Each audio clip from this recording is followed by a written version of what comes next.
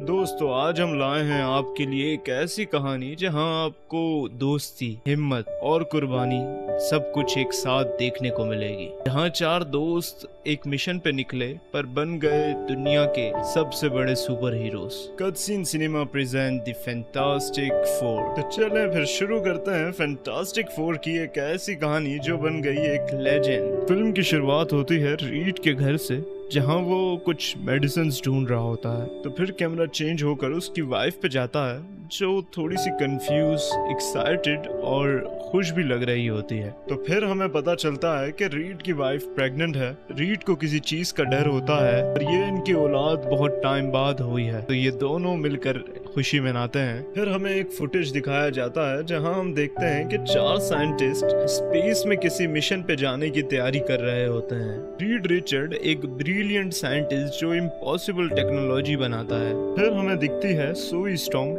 Intelligent और caring scientist, read की wife. फिर दिखाया जाता है जॉनी को, रीड की वाइफ का भाई, रेकलेस बट चार्मिंग पायलट। और लास्ट में बेन ग्रिम, रीड का लॉयल दोस्त और टेस्ट पायलट। और फिर सीन चेंज होता है और हमें पता चलता है कि नासा ने एक सीक्रेट मिशन लॉन्च किया है जिसमें ये चारों एस्ट्रोनॉट बनकर स्पेस में कॉस्मेटिक एनर्जी की स्टडी के लिए जाते हैं। और फिर हम देखते हैं कि जब ये लोग अर्थ पे वापस आते हैं तो इनके पास अलग अलग सुपर पावर्स होती हैं। और फिर एक इंटरव्यू में ये लोग बताते हैं कि इनको ये सुपर पावर्स किस तरीके से मिली और किसके पास कौन सी सुपर पावर है। और हमें पता चलता है कि जो स्टॉर्म है वो वक्त से पहले आ जाता है और एक मैसिव वेव उनके थ्रू गुजरती है, सब अनकॉन्शियस हो जाते हैं। रीड अपनी बॉडी को स्ट्रेच कर सकता है, जहाँ सुई इनविजिबल हो सकती है और एक मैग्नेटिक फील्ड्स बना सकती है। जॉनी फ्लेम थ्रोअर बन जाता है और उसकी पूरी बॉडी फ्लेम से भर जाती है, वो ऑब्जर्व भी कर सकता है फ्लेम। और बेन की स्किन एक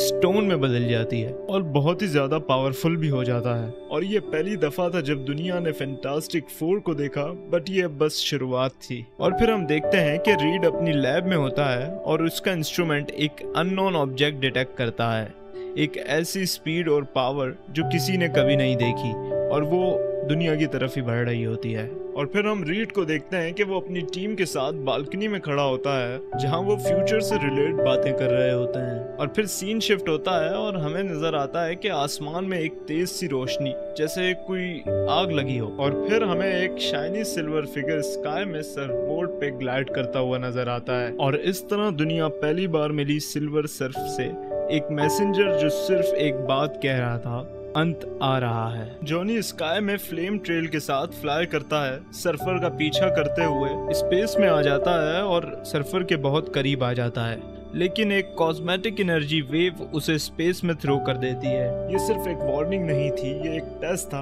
देखने के लिए कि दुनिया के सुपर हीरोज कितना तैयार हैं। फैंटास्टिक फोर सर्फर को ट्रैक करते हैं और उसका पीछा करते हुए एट्रिक पहुंचते हैं और वो देखते हैं कि प्लेनेट एकदम से तबाह होने लगता है। और प्लेनेट को तबाह करते हुए उसके अंदर से स्पेसशिप टाइप की चीज निकलती है, जिसे देख के ये सारे घबरा जाते हैं और ये इन्हें अपनी तरफ खींच रही होती है। और फिर उन्हें सिल्वर दिखाई देती है जो उन्हें अंदर ग्लेटोस से मिलने बुला रही होती है। और वहाँ पहली बार हमें ग्लेटोस दिखाई देता है, जिसकी डिमांड ये होती है, अगर तुम अपना बेबी मुझे दे दोगे तो मैं अर्थ को बख्श दूंगा। ये सुनकर जॉनी को गुस्सा आ जाता है और वो उस पर अटैक करना शुरू कर देता है, जिसकी वजह से ग्लेटोस भी गुस्से में उनके ऊपर हमला करना शुरू करता है। और एकदम से ये लोग भागने लगते हैं अपनी शिप की तरफ और सिल्वर इनका पीछा करने लगती है, जिसकी वजह से ये लोग उसको अपने पीछे से हटाने के लिए ब्लैक होल की तरफ जाना शुरू करते हैं और सिल्वर को ब्लैक होल में फंसा देते हैं और फिर खुद प्लेनेट अर्थ पे वापस आ जाते हैं। और फिर हम सिल्वर को जॉनी से बात करते हुए देखते हैं और वो उसे कहती है कि मैं तुम्हारी दुश्मन नहीं, मैं बस एक मैसेंजर हूँ उसकी, जो तुम्हारी दुनिया को खा जाएगा। और फिर सर्फर बताती है कि मैं एक स्लेव हूँ, उसकी पावर के सामने तुम कुछ नहीं। और फिर हम रीड को देखते हैं कि वो एक प्लान बनाता है जिसमें ये लोग ग्लेडिस को अपने जाल में फंसाने वाले हैं। और फिर सीन चेंज होता है जहां हमें नजर आता है कि ग्लेटिस अब अर्थ पर आ चुका है और हर जगह तबाही मचा रहा है। रीड अपना बेबी को ग्लेटिस का चारा बनाता है और सामने रख देता है। ग्लेटिस दूर से स्कैन करता है और उसे बेबी नजर आता है। वो उस बेबी की तरफ बढ़ने लग जाता है। और इनका प्लान ये था कि जब ये बेबी को उठाने आएगा तब ये लोग एक एनर्जी वेव यूज करेंगे ताकि ग्लेटिस एक ब्लैक होल में ट्रैप हो जाए। जब ग्लेटिस बेबी के नजदीक आता है तो ये लोग उसे डाइवर्ट करने के लिए उस पर अटैक करना शुरू कर देते हैं और उतने में चालाकी से रीड और जॉनी बेबी की कार्ड बदल देते हैं। पर ग्लेटिस इनके चाल में नहीं फंसता और उसे अंदाजा हो जाता है कि बेबी यहाँ नहीं है। तो वो बेबी को स्कैन करने लगता है और उसे पता चल जाता है कि बेबी इनके हेडक्वार्टर्स में है और वो अब उसकी तरफ बढ़ना शुरू करता है। ये लोग उस पे हमला करना शुरू कर देते हैं कि वो किसी तरीके से बेबी के पास ना पहुंच सके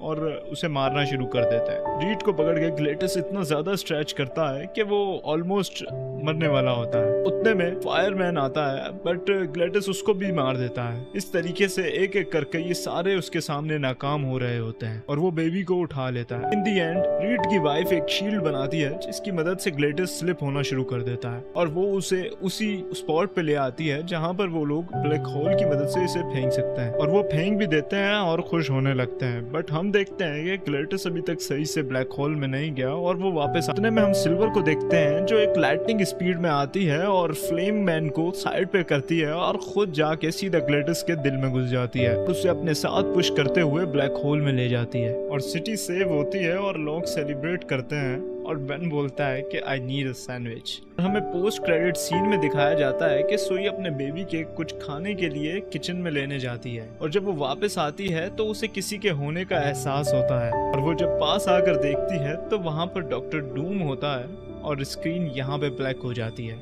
और दोस्तों ये थी फैंटास्टिक 4 की कहानी। वीडियो पसंद आए तो लाइक, सब्सक्राइब और बेल आइकन जरूर दबाना। मिलते हैं अगली वीडियो में एक नए मजे के साथ, एक नए एडवेंचर के साथ। तब तक के लिए अपना ख्याल रखिए। Ta-ta bye bye.